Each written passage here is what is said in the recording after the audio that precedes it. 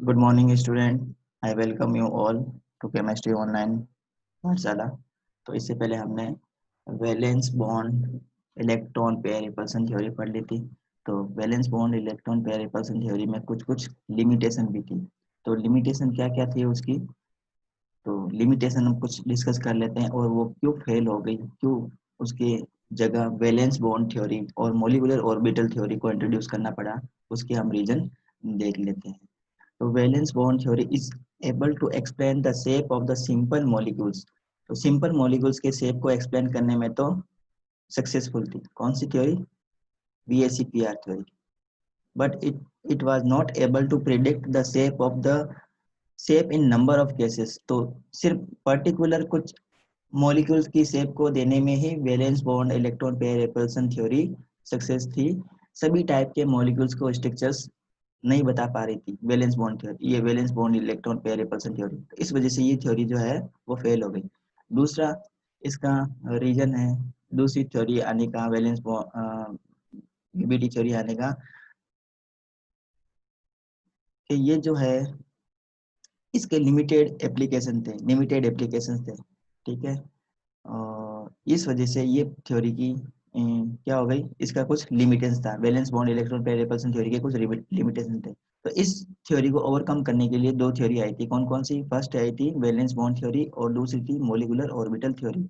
ये modern theories है जो क्या करती है, सभी टाइप के मॉलिक्यूल्स के स्ट्रक्चर्स को एक्सप्लेन करती है अच्छे से। तो ये दोनों मॉडर्न थ्योरीज है और इन थ्योरी को आज हम पढ़ने जा रहे हैं। सबसे पहले हम पढ़ेंगे valence bond theory and then after we will discuss molecular orbital theory. तो सबसे पहले हम डिस्कस कर लेते हैं valence bond theory of covalent bond. तो कोवलेंट बॉन्ड के लिए वैलेंस बॉन्ड थ्योरी क्या थी और उसमें क्या क्या मेन पोस्टुलेट्स थे वैलेंस बॉन्ड थ्योरी के, तो देख लेते हैं। तो valence bond theory first introduce by the Hitler and London in 1927।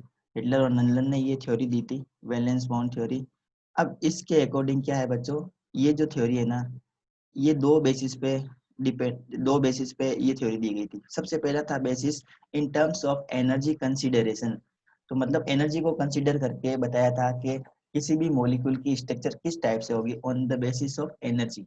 On the basis of energy, कब जब भी एक मॉलिक्यूल बनता है तो दो एटम आपस में पास में आते हैं, और दो एटम पास में आते हैं तो अगर उनकी एनर्जी, टोटल एनर्जी उनकी डिक्रीज होती है, उनकी पोटेंशियल एनर्जी डिक्रीज होती है, तो मॉलिक्यूल पॉसिबल होगा। अगर दो एटम्स अगर पास में आते हैं और उनकी टोटल एनर्जी इंक्रीज हो जाती है तो मॉलिक्यूल बनना पॉसिबल नहीं होगा। ये थ्योरी ये बताती है। देखो, ये इसको दो कैटेगरी में डिवाइड किया है, वैलेंस बॉन्ड थ्योरी को दो कैटेगरी में डिवाइड किया। फर्स्ट कैटेगरी है इसकी इन टर्म्स ऑफ एनर्जी कंसिडरेशन, और जो सेकंड टर्म है वो ये है in terms of orbital overlap concept. ये दो है इसकी theory, in terms of orbital overlap concept and in terms of energy consideration. तो फर्स्ट हम देख लेते हैं इन टर्म्स ऑफ एनर्जी कंसिडरेशन। तो एनर्जी कंसिडर करके हम किस टाइप से किसी भी मॉलिक्यूल की स्ट्रक्चर बता सकते हैं, किस टाइप से बता सकते हैं।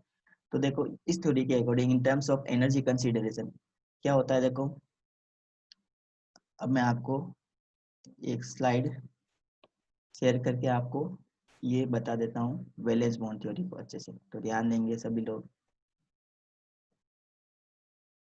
तो हम पढ़ने जा रहे हैं वीबीटी। वीबीटी में सबसे पहले हमने कंसीडर किया है in terms of energy consideration. In terms of energy, how a molecule is form, how a molecule how a molecule is form in terms of energy. देखो कैसे है, अब सभी इसको ध्यान से देखेंगे। जैसे बात करते हैं हम हाइड्रोजन मॉलिक्यूल की। Let's a example of hydrogen molecule. Hydrogen का मॉलिक्यूल की बात करते हैं। How a hydrogen molecule is form, hydrogen का मॉलिक्यूल कैसे बनता है।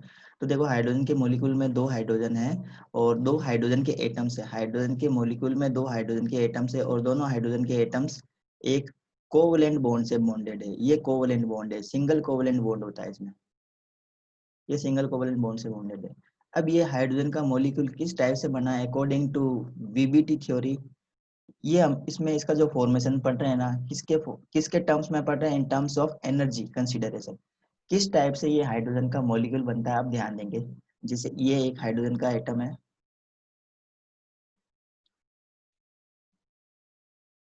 ये हाइड्रोजन का एटम, और ये एक दूसरा हाइड्रोजन का atom, we have two atoms of hydrogen, this is hydrogen atom A, hydrogen atom B, ये एटम ए और एटम बी मान ले, दोनों एटम किसके हैं, हाइड्रोजन के, both atoms are hydrogen atom, ये भी हाइड्रोजन का है और ये भी हाइड्रोजन का एटम। अब हमें पता है हाइड्रोजन के एटम में एक एक प्रोटॉन होता है और एक इलेक्ट्रॉन होता है, दिस इज द इलेक्ट्रॉन। अब इस हाइड्रोजन के लिए भी एक इलेक्ट्रॉन मैं मान लेता हूँ, दिस इज द इलेक्ट्रॉन। ठीक है, अब क्या होगा, जैसे ही हाइड्रोजन का मॉलिक्यूल बनेगा तो मॉलिक्यूल बनने के लिए क्या करना होगा, ये दोनों एटम्स पास पास में आएंगे, क्या होंगे, ये दोनों एटम्स क्या करेंगे, पास पास में आएंगे ऐसे। जब पास पास में आएंगे तो ये इनकी जो बीच की जो डिस्टेंस है ना, इंटरन्यूक्लियर डिस्टेंस, इंटरन्यूक्लियर डिस्टेंस का मतलब है distance between the two nucleus of the atom, तो इंटरन्यूक्लियर डिस्टेंस क्या होगी, डिक्रीज होगी, इंटरन्यूक्लियस डिस्टेंस डिक्रीज होगी जब ये दोनों एटम्स पास पास में आएंगे। तो दोनों एटम्स पास पास में आएंगे तो क्या होगा, एट्रैक्शन बढ़ेगा, एट्रैक्शन की वजह से दोनों एटम्स क्या करेंगे, पास पास में आएंगे। अब जब ये दोनों एटम्स पास पास में आएंगे तो इसमें चार टाइप के फोर्स लगेंगे, कौन कौन से चार टाइप के फोर्स लग रहे हैं, अब ध्यान से देखेंगे, फोर टाइप के फोर्स एप्लीकेबल होंगे यहाँ पे। फर्स्ट जो फोर्स है ना, जब ये दोनों एटम्स पास में आएंगे तो कौन से फोर्स लगेंगे, ध्यान से देखेंगे। फर्स्ट फोर्स लगेगा एट्रैक्शन का, एट्रैक्शन। अब एट्रैक्शन किस किस के बीच में होगा, ध्यान देंगे, electron of A atom, electron of, ध्यान से देखेंगे, attraction between electron of A hydrogen atom to the nucleus of B hydrogen atom, तो इन दोनों के बीच में क्या बढ़ेगा, एट्रैक्शन बढ़ेगा। तो मैं ये देखो एट्रैक्शन को रेड लाइन से, या मैं इसको येलो लाइन से इसको रिप्रेजेंट कर देता हूँ, एट्रैक्शन को मैं येलो लाइन से रिप्रेजेंट कर रहा हूँ, इन दोनों के बीच में क्या हो रहा है, एट्रैक्शन बढ़ रहा है।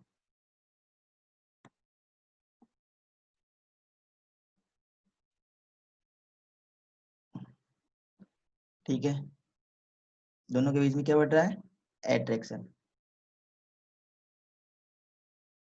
अब यहाँ पे एक और बात ध्यान देंगे, देखो ये तो हो गया एट्रैक्शन, ठीक है, इसी टाइप से सिमिलरली इस इलेक्ट्रॉन का इस न्यूक्लियस से क्या हुआ, एट्रैक्शन हुआ। अब देखो यहाँ पे भी एट्रैक्शन होगा, एट्रैक्शन बिटवीन, सेकंड पॉइंट में भी हम लिखेंगे एट्रैक्शन, यहाँ पर भी एट्रैक्शन हो रहा है, किस किस के बीच में हो रहा है attraction, attraction between the electron of B atom to the nucleus of A atom, ये समझ में आया आपको।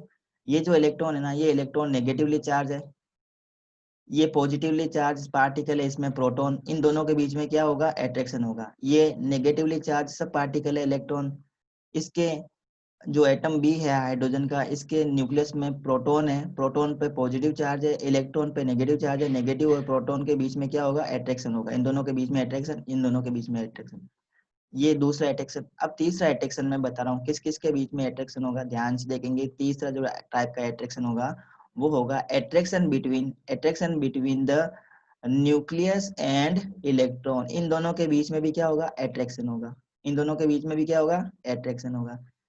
थर्ड हो गया, फोर्थ पॉइंट, फिर एट्रैक्शन, ये किसके बीच में एट्रैक्शन होगा, nucleus of B atom and electron of B atom, nucleus of B atom, B hydrogen atom, nucleus of B hydrogen atom and electron of B hydrogen atom, इन दोनों के बीच में भी क्या होगा, एट्रैक्शन होगा। तो एट्रैक्शन कितने हो गए, फोर एट्रैक्टिव फोर्स एप्लीकेबल है। So we feel that here four attractive force are applicable, four attractive force है, ये समझ में आ गया आपको, फोर एट्रैक्टिव फोर्स कौन कौन से हैं। अब हम पढ़ेंगे, जब ये दोनों पास पास में आएंगे ना एटम, तो दोनों के बीच में रिपल्सन भी होगा। अब रिपल्सन कौन कौन से टाइप के रिपल्सन होंगे, सब ध्यान से देखेंगे, अब रिपल्सन भी होंगे इसमें। अब रिपल्सन किस किस के बीच में होगा, अब ध्यान से देखेंगे, रिपल्सन होगा electron between repulsion between the electrons of A and B, इन दोनों के बीच में क्या होगा, रिपल्सन होगा। इन दोनों के बीच में रिपल्सन होगा क्योंकि सेम चार्ज है। देखो यहाँ पे भी नेगेटिव चार्ज है, इसके बीच में भी नेगेटिव चार्ज है। तो रिपल्सन बिटवीन ये first point, electron of A to the electron of B atom. Second type का रिपल्सन किसके बीच में होगा, repulsion between the nucleus of A atom, repulsion between the nucleus of A atom to the nucleus of B atom, repulsion between nucleus of A atom to nucleus of B atom. ये बात समझ में आ गई। अब यहाँ पे अगर हम सम करते हैं तो हम यहाँ पे देखते हैं कि there are four force of attraction, there are four force of attraction and only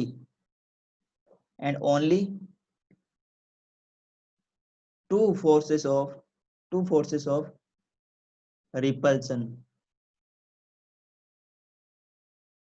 देखो चार फोर्स तो लग रहे हैं, एट्रैक्टिव फोर्स, और सिर्फ दो फोर्स लग रहे हैं रिपल्सिव फोर्स।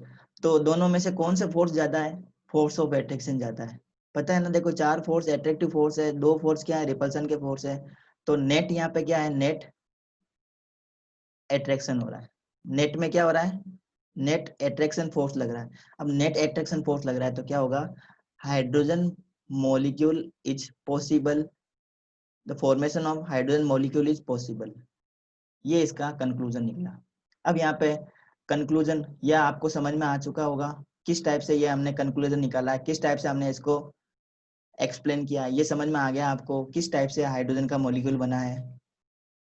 अब यहाँ पे आप एक और बात ध्यान देंगे कि जब भी हाइड्रोजन का मॉलिक्यूल बनता है तो इसकी जो एनर्जी है ना, जब भी मॉलिक्यूल बनता है ना, मॉलिक्यूल जब बनेगा तो वो क्या होता है, स्टेबल होता है।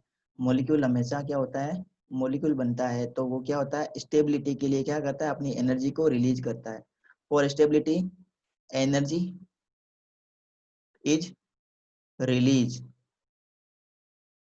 ठीक है। तो एनर्जी क्या होगी, कम होगी। इसका मतलब ये जो मॉलिक्यूल बनेगा इसकी पोटेंशियल एनर्जी क्या होगी, कुल मिला के पोटेंशियल एनर्जी डिक्रीज हो जाएगी। पोटेंशियल एनर्जी क्या होगी, डिक्रीज हो जाएगी। ये आपको समझ में आ चुका होगा अभी तक। whenever two molecule of hydrogen move towards each other then a force of attraction is applicable। क्या होता है, फोर्स ऑफ अट्रैक्शन लगता है, ठीक है बच्चों। फोर्स ऑफ अट्रैक्शन लगता है, दो हाइड्रोजन के एटम्स आपस में पास पास में आएंगे तो क्या होगा, फोर्स ऑफ अट्रैक्शन लगेगा। तो एक हाइड्रोजन का जो न्यूक्लियस है, दूसरे हाइड्रोजन का न्यूक्लियस, वो क्या होंगे, दोनों एक दूसरे से अट्रैक्ट होंगे। दोनों दोनों का जो न्यूक्लियस एक दूसरे से रिपेल होंगे, और एक का जो इलेक्ट्रॉन है दूसरे का जो प्रोटॉन है, उन दोनों में क्या होगा, अट्रैक्शन होगा। तो चार टाइप के जो अट्रैक्टिव फोर्स लगेंगे और दो टाइप के क्या लगेंगे, रिपल्सिव फोर्स लगेंगे। तो नेट क्या होगा, अट्रैक्टिव फोर्स ज्यादा होगा और रिपल्सिव फोर्स कम होगा। इस वजह से हाइड्रोजन का molecule possible. Yes, so whenever bond is form the energy is release, whenever bond is formed energy is released, and uh, break the bond whenever we break the bond then energy is, we have to supply the energy to the molecule to break the bond. So the amount of energy that is required to break one mole of bond of the same kind is called bond energy। ये important point है जो आपको ध्यान रखना है। जिससे hydrogen की अगर हम बात करते हैं ना, हाइड्रोजन, तो हाइड्रोजन मॉलिक्यूल में दो हाइड्रोजन के एटम्स आपस में जुड़े हैं, दोनों के बीच में सिंगल कोवलेंट बॉन्ड है, और इस सिंगल कोवलेंट बॉन्ड की जो बॉन्ड लेंथ है वो है बच्चों 74 picometre. The bond length of hydrogen molecule is 74 picometer and the bond dissociation energy और bond energy, इसको हम bond dissociation energy भी बोल सकते हैं, या इसे हम क्या कह सकते हैं, bond energy। तो what is the bond energy? Bond energy is, it is the amount of energy that is required to break one mole of bonds of the same kind of molecules। अगर हमें suppose 1 मोल hydrogen gas देते हैं, 1 mole of hydrogen gas. अब इस 1 mole of hydrogen gas के अंदर hydrogen के molecule कितने होंगे, 1 मोल होंगे। अब इस 1 मोल हाइड्रोजन के एटम, हाइड्रोजन के मॉलिक्यूल्स को ब्रेक करने के लिए और हाइड्रोजन के एटम्स को अलग करने के लिए जितनी एनर्जी की रिक्वायरमेंट होगी, उस एनर्जी के अमाउंट को हम क्या कहेंगे, बॉन्ड डिसोसिएशन एनर्जी और bond energy. For hydrogen, in the case of hydrogen, we have to supply 435.8 kilojoule per mole energy so that we get hydrogen atoms. तो इतनी एनर्जी अगर हम देते हैं हाइड्रोजन के मॉलिक्यूल्स को, 1 मोल मॉलिक्यूल्स को, तो क्या हो जाएंगे, ये दोनों हाइड्रोजन के एटम्स आपस में अलग अलग हो जाएंगे, ये अलग हो गए मॉलिक्यूल्स। इस एनर्जी को हम क्या बोलते हैं, बॉन्ड डिसोसिएशन एनर्जी। ये आपको समझ में आ चुका होगा। Now we are going to discuss non formation of helium molecule. कभी भी हीलियम का मॉलिक्यूल नहीं बनता है, helium He2 is not possible. Why it is not possible according to valence bond theory, we are going to explain। इसको हम BBT theory से explain करने जा रहे हैं, सब ध्यान से देखेंगे। Why He2 is not possible, helium का मॉलिक्यूल क्यों पॉसिबल नहीं है, इसकी पॉसिबिलिटी कभी भी नहीं बनती। इसका रीजन क्या है, इसका रीजन भी यही है, अट्रैक्टिव फोर्स और रिपल्सिव फोर्स। इसमें क्या है कि रिपल्सिव फोर्स ज्यादा होते हैं as compare to attractive force. तो अगर रिपल्सिव फोर्स ज्यादा होंगे अट्रैक्टिव फोर्स से, तो दोनों के जो एटम्स है ना, हीलियम के एटम्स, ये कभी भी एक दूसरे के पास में नहीं आएंगे। दोनों एक दूसरे को हमेशा क्या करेंगे, रिपेल करेंगे, क्योंकि दोनों के बीच में रिपल्सिव फोर्स ज्यादा है। इस रिपल्सिव फोर्स की वजह से हीलियम के एटम्स कभी भी आपस में कंबाइन होकर He2 का मॉलिक्यूल नहीं बनाते। इसको मैं आपको अच्छे से समझा देता हूँ, तो बने रहिए और देखते रहिए वीडियो। तो ये आपको समझ में आ चुका होगा, इसको मैं रफ कर देता हूँ। यस, अब हम डिस्कस करने जा रहे हैं formation by He2 is not form. ये नहीं बनता है, इसका रीजन हम डिस्कस कर रहे हैं। अब देखेंगे ध्यान से, ये मैंने बनाया हीलियम का एटम। अब जो हीलियम का एटम है ना, उसके न्यूक्लियस के अंदर दो प्रोटॉन होते हैं। तो दो प्रोटॉन है, तो इसको मैं दो छोटे छोटे प्लस लिख देता हूँ। दो छोटे छोटे मैंने प्लस लगा दिए हीलियम के एटम के लिए। ये हीलियम का एटम है, इसको मैं ए मान लेता हूँ, ए एटम ऑफ हीलियम। और एक दूसरा ये एटम मैं बना देता हूँ हीलियम का। ये मैंने दो प्लस लगाए हैं क्योंकि हीलियम के एटम में दो क्या होते हैं, हीलियम के एटम में दो प्रोटॉन होते हैं, इसलिए मैंने यहाँ पे दो प्लस लगाए हैं। This is the B atom of helium.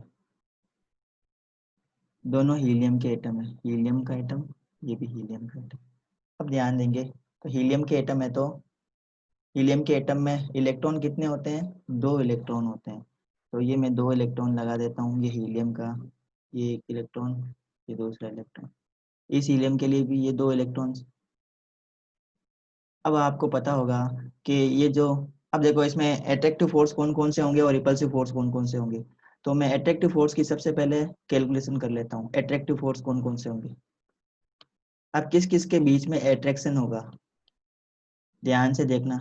अब देखो अट्रैक्शन होगा सबसे पहले nucleus of A atom, nucleus of A atom of helium to the electron. इस न्यूक्लियस और इस इलेक्ट्रॉन के बीच में क्या होगा, अट्रैक्शन। ठीक है, सिमिलरली इसमें भी ये अट्रैक्शन होगा न्यूक्लियस और इलेक्ट्रॉन के बीच में। ये तो फर्स्ट काइंड का हो गया अट्रैक्शन, फर्स्ट काइंड का अट्रैक्शन हो गया, attraction between nucleus of A to the electrons of A. ये फर्स्ट काइंड का हो गया। सेकेंड टाइप का जो अट्रैक्शन है वो है attraction between nucleus of B helium to the electrons of B helium. B helium जो है उसके इलेक्ट्रॉन और प्रोटॉन के बीच में अट्रैक्शन। ये दो टाइप के अट्रैक्शन हमने कैलकुलेशन कर लिया। अब तीसरे टाइप का अट्रैक्शन कौन सा होगा, थर्ड अट्रैक्शन। ध्यान से देखेंगे, थर्ड एट्रैक्शन होगा nucleus of A to the electron of B. इनके बीच में क्या होगा? अट्रैक्शन होगा, इन दोनों के बीच में अट्रैक्शन होगा। ये इसको अट्रैक्ट करेगा, करेगा ना? देखो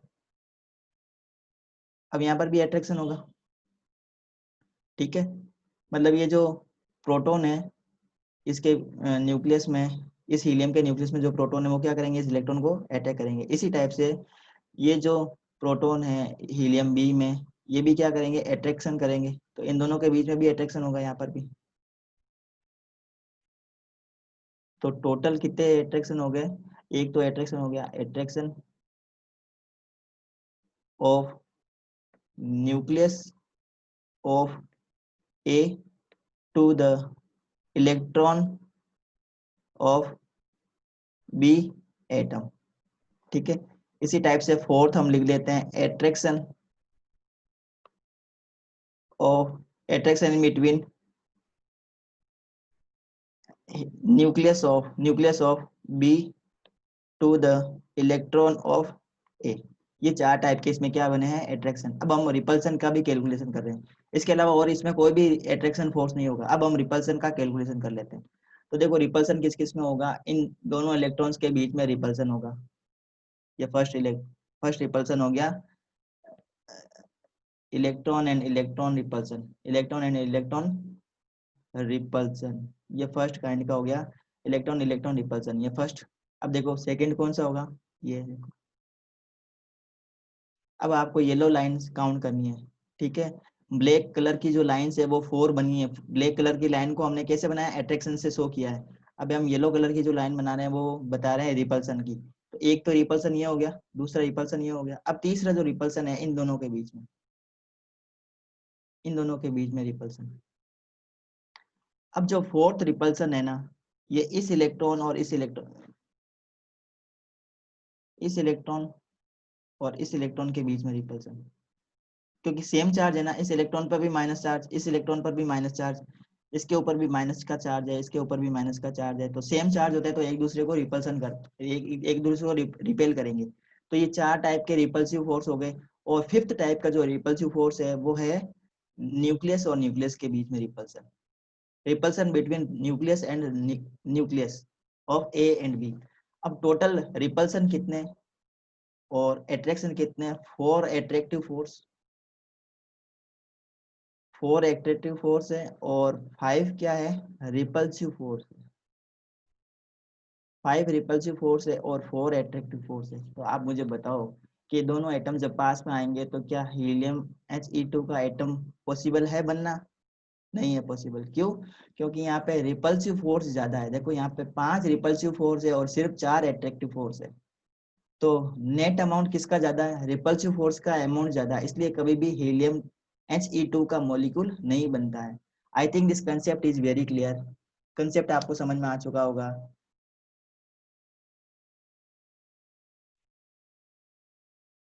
तो ये हमने पढ़ लिया कंसेप्ट, वैलेंस बॉन्ड थ्योरी का फर्स्ट कंसेप्ट हमने कंप्लीट कर लिया in terms of energy consideration.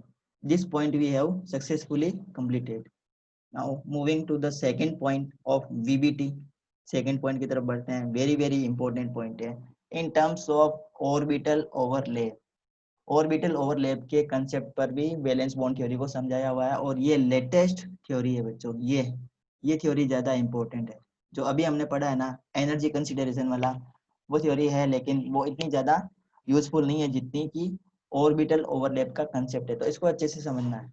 तो जब भी कोवलेंट बॉन्ड बनता है ना, according to this theory, whenever covalent bond is formed, the partial overlap of two half-filled atomic orbitals containing electron with opposite spin। देखो इसका मतलब ये है कि जब भी कोई भी एटम बनेगा, जैसे कोई भी एक एटम की हम बात करते हैं, जैसे एटम है ए बी, ए और बी दो एटम है और आपस में दोनों मिलकर क्या बना रहे हैं? ए बी मॉलिक्यूल बना रहे हैं। अब ए बी का मॉलिक्यूल कब बनेगा और ए और बी के बीच में सिंगल कोवलेंट बॉन्ड या डबल कोवलेंट बॉन्ड या ट्रिपल कोवलेंट बॉन्ड का फॉर्मेशन कब होगा? जब ए एटम के और बी एटम के हाफ फील्ड ऑर्बिटल्स क्या करेंगे, आपस में ओवरलैप करेंगे।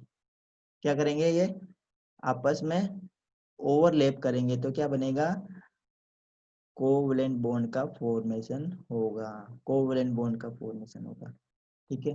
अब ये जो दोनों हाफ फील्ड ऑर्बिटल्स है ना, इसमें हाफ फील्ड ऑर्बिटल, देखो नाम भी लिखा हुआ हाफ फील्ड ऑर्बिटल, इसका मतलब इनमें जो इलेक्ट्रॉन्स हैं कैसे होने चाहिए, हाफ होने चाहिए। जैसे अगर हम बात करते हैं एस ऑर्बिटल की, तो एस ऑर्बिटल में मैक्सिमम हम सिर्फ 2 इलेक्ट्रॉन रख सकते हैं। तो हाफ फील्ड ऑर्बिटल का मतलब हो गया कि एस के अंदर सिर्फ एक ही इलेक्ट्रॉन होना चाहिए। अब सपोज ये मैंने बताया कि ए एटम है जिसके एक एस ऑर्बिटल में एक इलेक्ट्रॉन है, इसी टाइप से अगर बी एटम है, अगर उसका भी एस ऑर्बिटल ही कोवेलेंट बॉन्ड के फॉर्मेशन में पार्टिसिपेट कर रहा है, तो उसके एस ऑर्बिटल में भी एक ही इलेक्ट्रॉन होना चाहिए, लेकिन दोनों का जो स्पिन है कैसा होना चाहिए, एक दूसरे के ऑपोजिट होना चाहिए।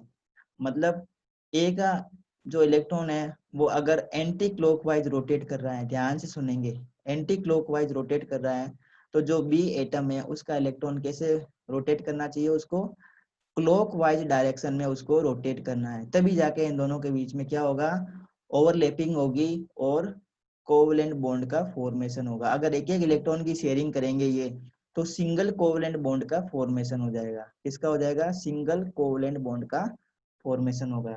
ये बात आपको क्लियर हो गई है, तो ये बात क्लियर है तो हम आगे बढ़ते हैं। तो इसमें बताया देखो, formation of hydrogen molecule, hydrogen के मॉलिक्यूल का फॉर्मेशन कैसे होता है according to orbital overlap concept.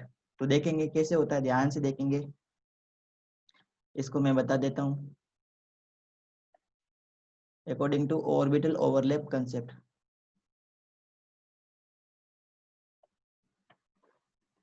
अब हम पढ़ रहे हैं formation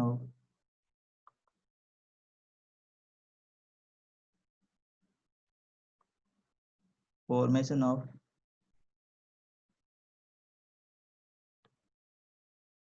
H2 molecule according to orbital overlap concept। तो देखेंगे कैसे, किस टाइप से हाइड्रोजन का मॉलिक्यूल बनता है, फॉर्मेशन ऑफ H2 मॉलिक्यूल। तो H2 मॉलिक्यूल में एक हाइड्रोजन और दो हाइड्रोजन, दोनों दो हाइड्रोजन के एटम्स हमें, दो हाइड्रोजन एटम्स की रिक्वायरमेंट है, और हाइड्रोजन के एटम में हमें पता है एक इलेक्ट्रॉन होता है।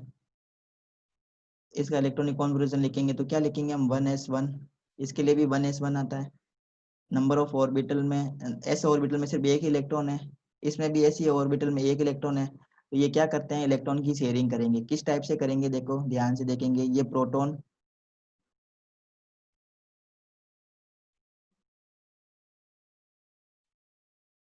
ये ये हाइड्रोजन का एटम, और ये मैंने बना दिया इलेक्ट्रॉन इसका। अब ये मैंने दूसरा बना दिया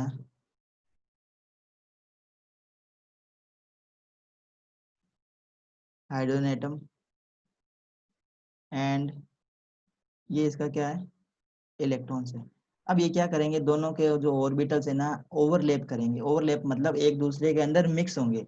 तो एक दूसरे के अंदर मिक्स होने का मीनिंग क्या है, देखो एक दूसरे में कैसे मिक्स होंगे, देखो इस टाइप से। मतलब ये दोनों क्या कर रहे हैं, यहाँ पे इलेक्ट्रॉन की शेयरिंग कर रहे हैं, एक एक इलेक्ट्रॉन की शेयरिंग कर रहे हैं। ये ऐसे ओवरलैप आएंगे, ये ऐसे ओवरलैप करेंगे, दोनों के जो ऑर्बिटल्स है ना वो एक दूसरे के अंदर मिक्स होंगे इस टाइप से। अब इस एटम, ये जो हाइड्रोजन एटम है, ये हाइड्रोजन एटम, ये हाइड्रोजन एटम, अब इस हाइड्रोजन एटम का ये इलेक्ट्रॉन,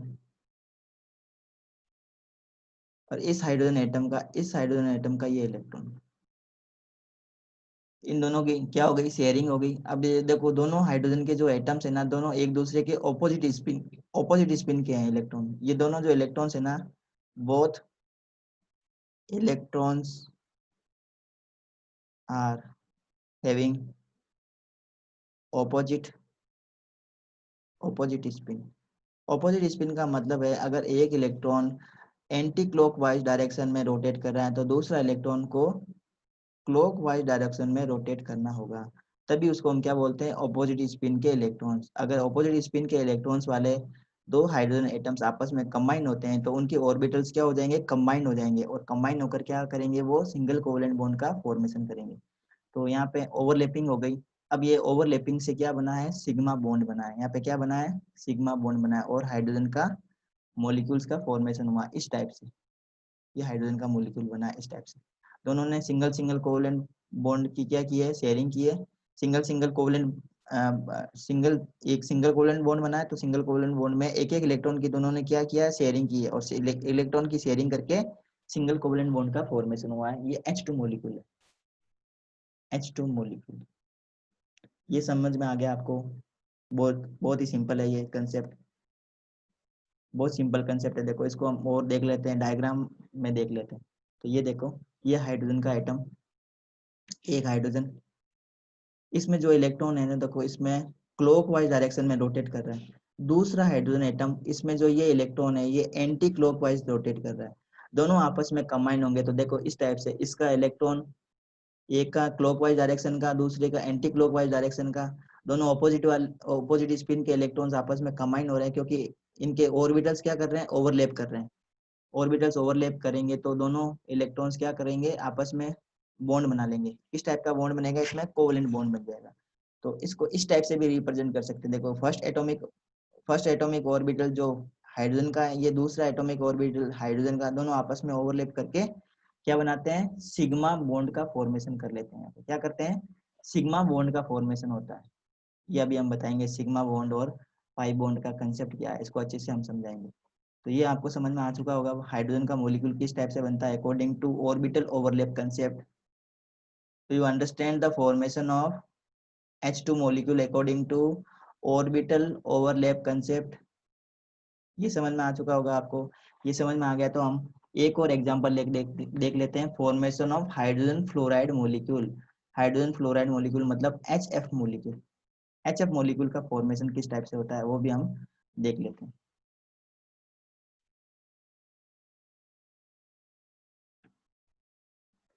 यस, तो अब हम देख रहे हैं formation of HF molecule according to orbital overlap concept. HF molecule का फॉर्मेशन,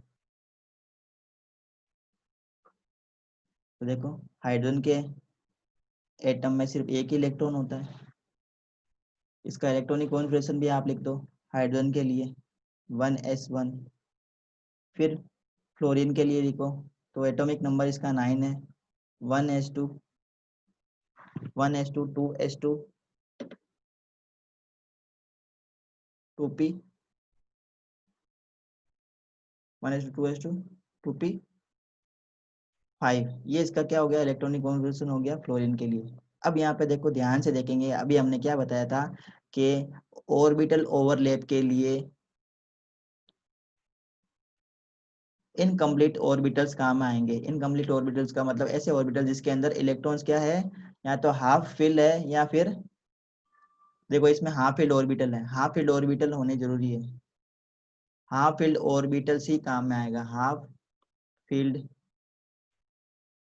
ऑर्बिटल्स क्या करेंगे, आपस में ओवरलैप करेंगे। हाफ फील्ड ऑर्बिटल्स आपस में ओवरलैप करेंगे। तो इसको अगर हम डायग्रामेट्रिकली बनाएं तो इसमें वैलेंस इलेक्ट्रॉन कितने हैं फ्लोरीन के केस में, ये देखो, ये सारे जो इलेक्ट्रॉन्स है ना, ये सारे वैलेंस इलेक्ट्रॉन ही है। तो वैलेंस इलेक्ट्रॉन ये तो ये 2s के हो गए और 5p के हो गए। टोटल कितने वैलेंस इलेक्ट्रॉन है, 7 वैलेंस इलेक्ट्रॉन है। तो 7 वैलेंस इलेक्ट्रॉन में सिर्फ p वाले जो है ना, यही बॉन्ड बनाने में पार्टिसिपेट करेंगे, क्योंकि इन्हीं के पास में हाफ फील्ड ऑर्बिटल मिलेंगे। देखो ये 2 का एक एक इलेक्ट्रॉन फिल करो पहले, तो फिर 5 का लेना, तो ये 1, 1 2 3 4, ये 5, और ये वाला 1 2 3 4, ये 5, 5 इलेक्ट्रॉन हो गए इसमें।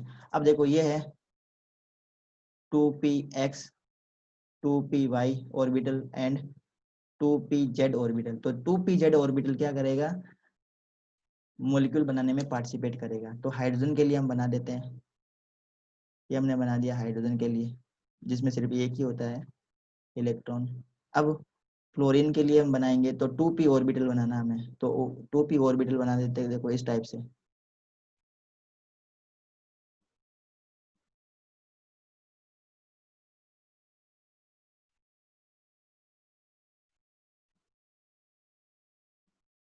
तो ये हमने बना दिया बच्चों 2p ऑर्बिटल। तो ये जो है ऑर्बिटल ये 2pz है, ये 2pz है, ये 2px है और ये 2py है। इनमें तो दो दो इलेक्ट्रॉन है, 2pz में सिर्फ एक ही इलेक्ट्रॉन है, इसमें सिर्फ एक इलेक्ट्रॉन है। तो जो एक इलेक्ट्रॉन है ना वो मैं बता देता हूँ। ये देखो इसके पास में ये एक इलेक्ट्रॉन है, इनके पास में दो दो इलेक्ट्रॉन है। देखो ये इसमें दो इलेक्ट्रॉन, इसमें भी दो इलेक्ट्रॉन। अब ये दोनों जब आपस में कंबाइन करेंगे, इसके इसके पास में भी एक इलेक्ट्रॉन है, कौन सा, इस टाइप से एक इलेक्ट्रॉन है जो क्या कर रहा है, एंटी क्लॉकवाइज डायरेक्शन में रोटेट कर रहा है। दोनों की देखो अभी जो स्पिन है कैसी है, एक दूसरे से अलग अलग है। अब देखो मैं इससे दोनों को कंबाइन करके क्या बना रहा हूँ, HF का मॉलिक्यूल बनाना आपको बता रहा हूँ। देखो ध्यान से देखेंगे,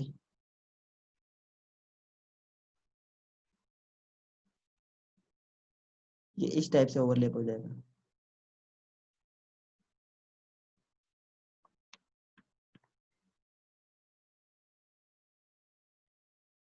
ध्यान से देखना है, मैं इसको बना के बता रहा हूँ आपको।